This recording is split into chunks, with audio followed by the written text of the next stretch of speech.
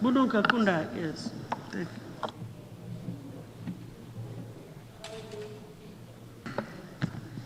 Thank you very much, Honorable Speaker, for giving me the floor.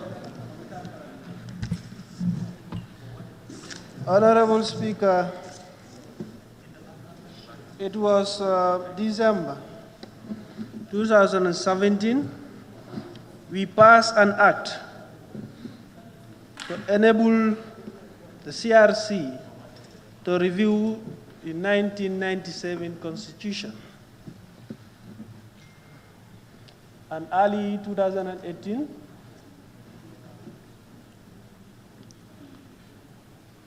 the President assent to the act. And June 2018, the members of the CRC were appointed.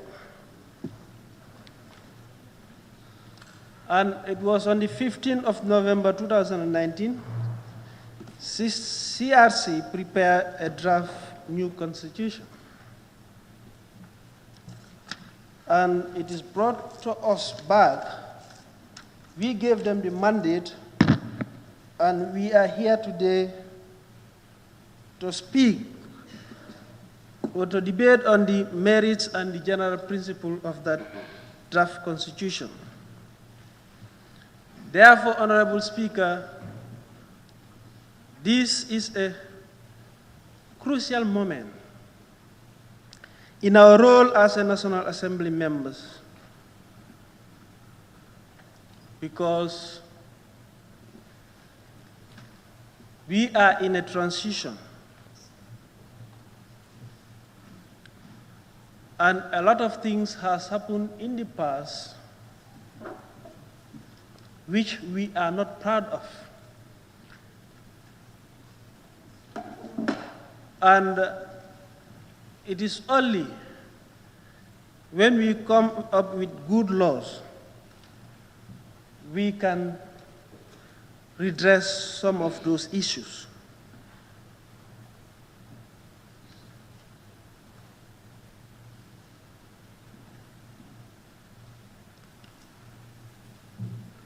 So,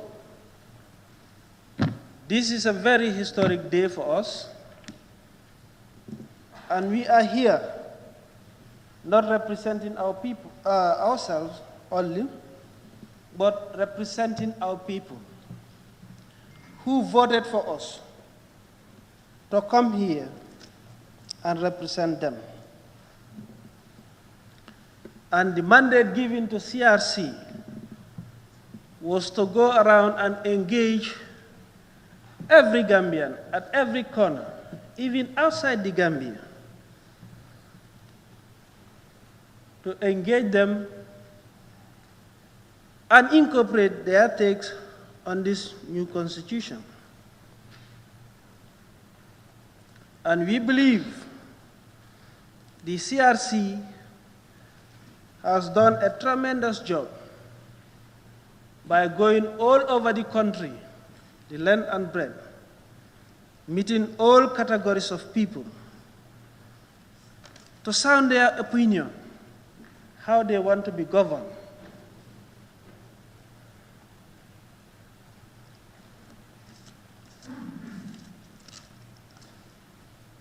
Honorable Speaker,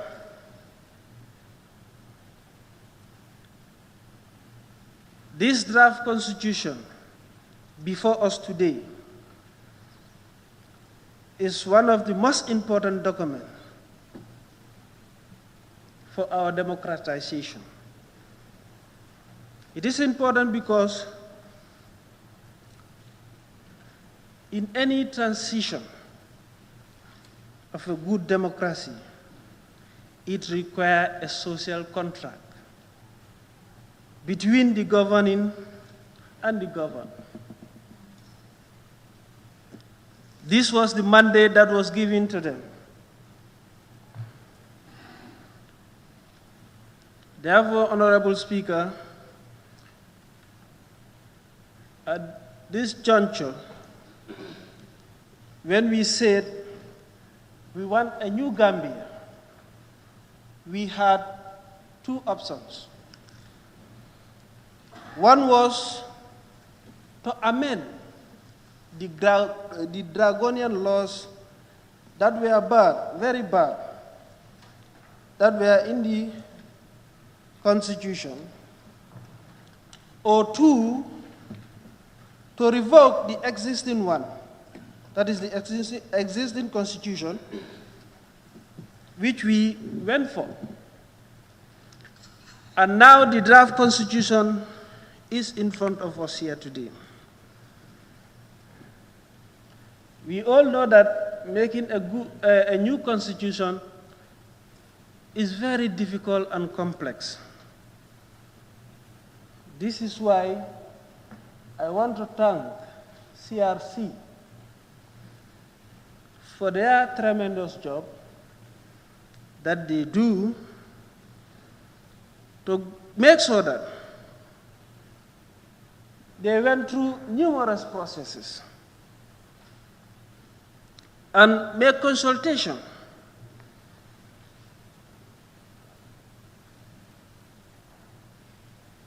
to make sure that they have agreed to a common laws that different Gambians give their opinions, to make sure that everybody's opinion or the majority's opinion is put on board. Honorable Speaker, we really want to break from the past.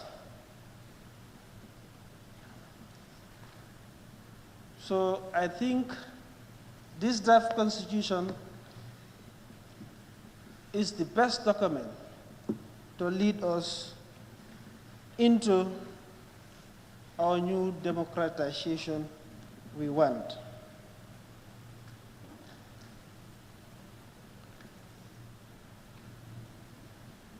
After reconciliation,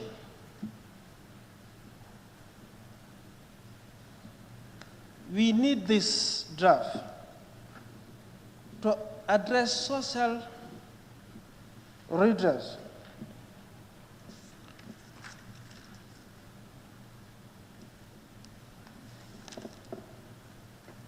We might have issues about this Constitution, but we should realize that there is no one Constitution that can favor everybody at a time. What is important is to look at it critically and see ourselves both in and out, to make sure that it will be good for our people, that is the citizens of this nation. It is not for ourselves, but it's for every Gambian. We all know a lot of money is invested in it, a lot of efforts, and it has been sanctioned by us. Then definitely we should try and make sure that we give our blessing to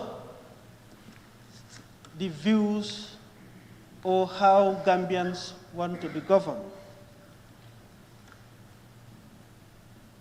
Honorable Speaker, I always advocate for the autonomy of this parliament since at the inception, or since we came here. I had my reasons. In order for us to perform our oversight function properly and the way it should be, I think the National Assembly should be autonomous. Since we came, we tried a lot, but some of our efforts were hindered simply because we are not autonomous. And this draft Constitution has come to make this National Assembly to be autonomous so that it can perform its oversight function as the way it should be. Most of the time, the whole country rely on this National Assembly when all hopes are lost.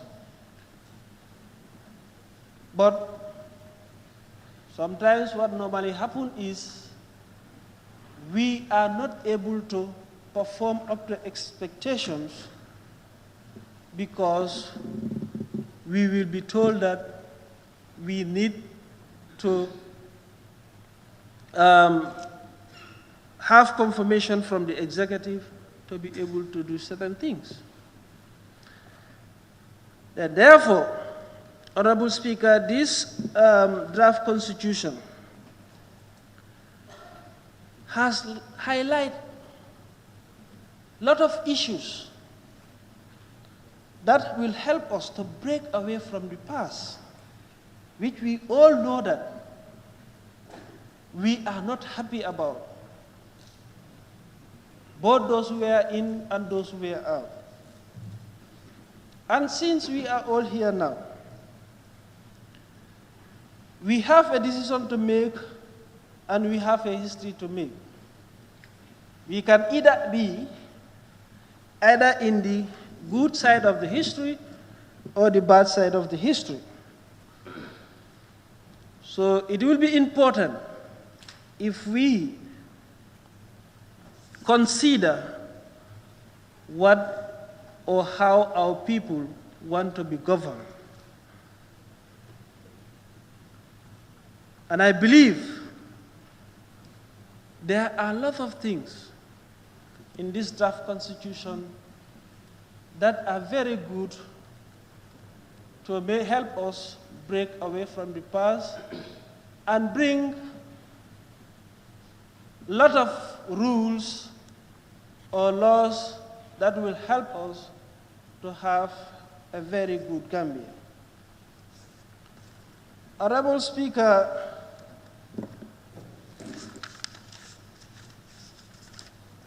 the Constitution or the draft Constitution highlights the devolution and the decentralization of the local government. In the past, we have a lot of institutions, good institutions, but there were not enough laws to be able to help them to perform up to expectation, to perform as how they should. But we could see that this constitution has really come to help the institutions to function as they are expected, to give them necessary powers in order for them to operate as they are expected to do. And, Honorable Speaker, in Africa, our problem is leadership. Many years, we trust our leaders, but they end up failing us. And this constitution, one thing I like about it, most of the bone of contention,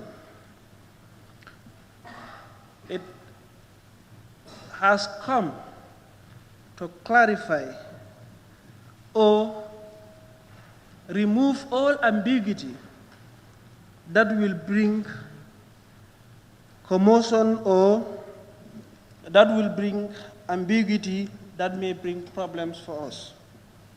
For instance, that is the the two-term limit, and how does it start?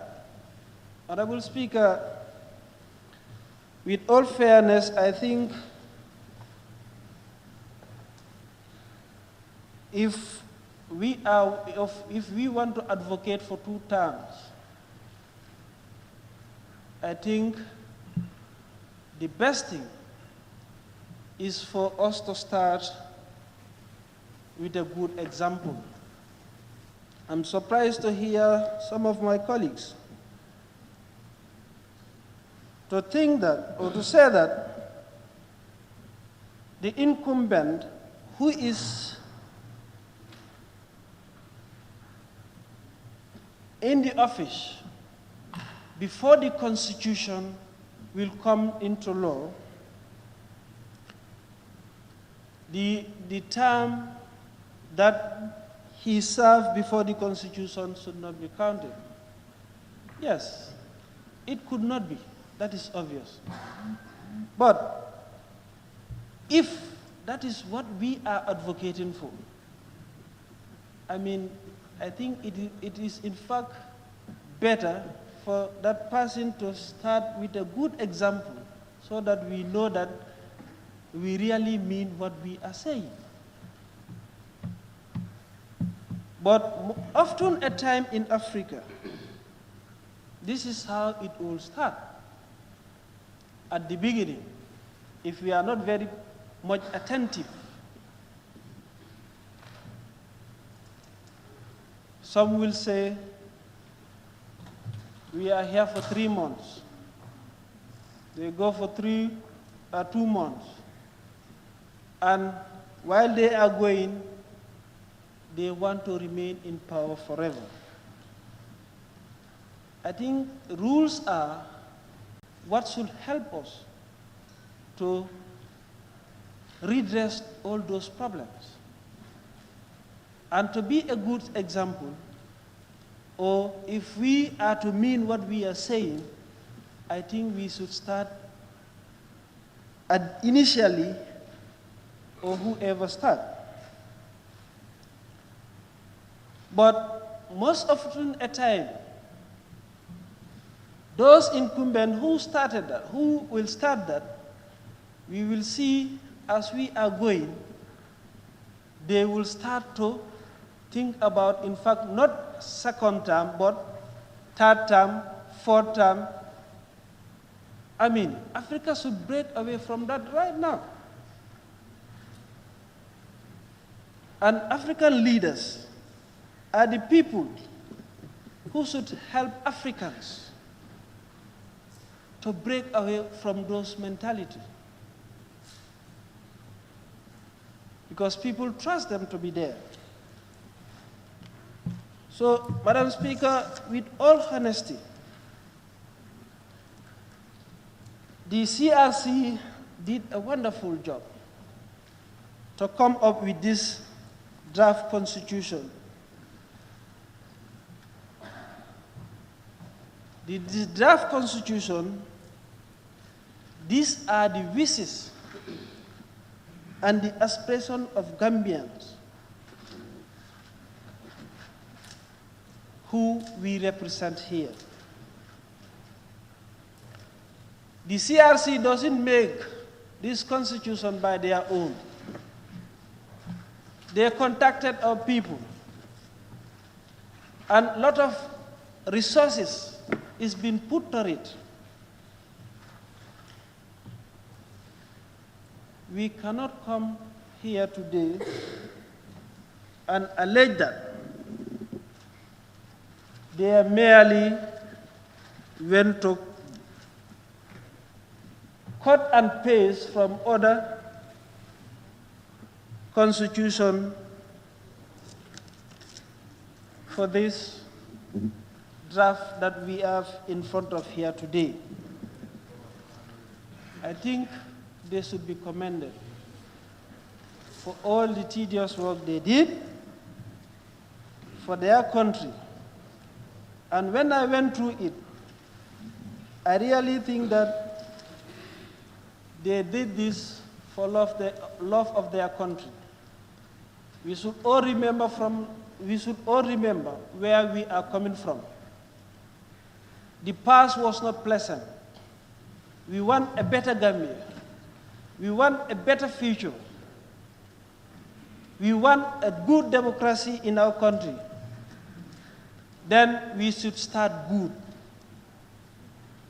We should set good examples. We should not bring anything that will bring any commotion or any misunderstanding between us now.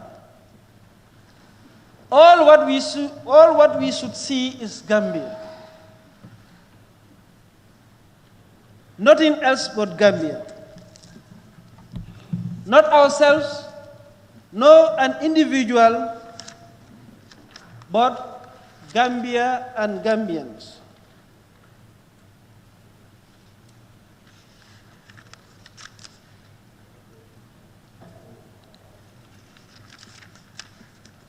Honorable Speaker,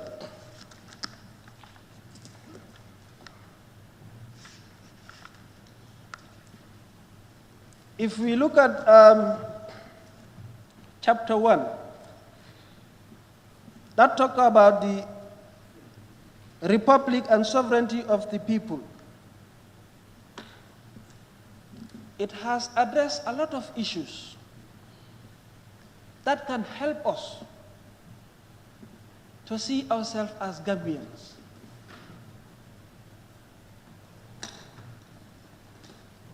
To help us to come together. To help us to be strong, because together we are strong.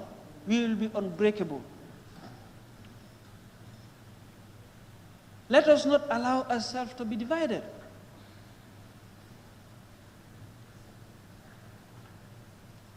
It has talked about all the different backgrounds of our people, faith, culture.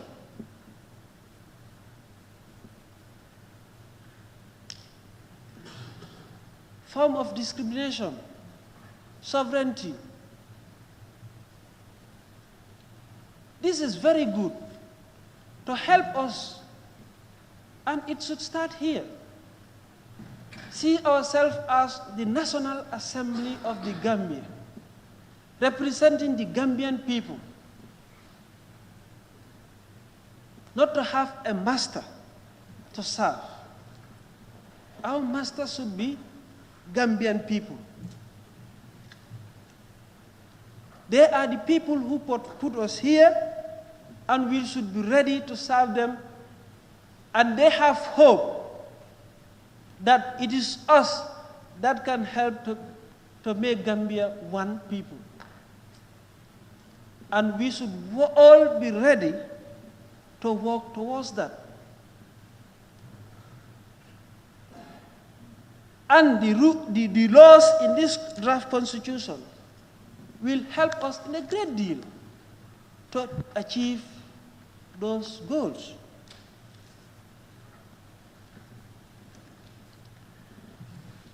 Though there are some issues that we can fine-tune to make sure that there is no even small ambiguity. In other countries, in the past, we saw small ambiguities in their constitutions have bring chaos and commotion because they are not spelled out. Many of those issues are categorically spelled out and clear in this draft constitution. It's only the matter of going through it, and the ones that we feel are not fine-tuned, we try to look at them and fine-tune them so that there will be no other ambiguity in this constitution. I think that should be our great role. This is very significant. We have an opportunity. The opportunity is our hands now. And it is left to us. It is like an egg in our palms. If we drop it, it will spoil, break, and we cannot use it, we cannot eat it. But if we take care of it, we can use it to benefit all of us. Therefore, Honorable Speaker, I will want to stop here and once again thank CRRC, the President of this country, and my colleagues, Minister of Justice, for coming this far to have this draft constitution in front of us. I will then save my other comments to when we reach into the Committee of Fuel Supply, where we can fine-tune some of the issues that we have. Thank you very much.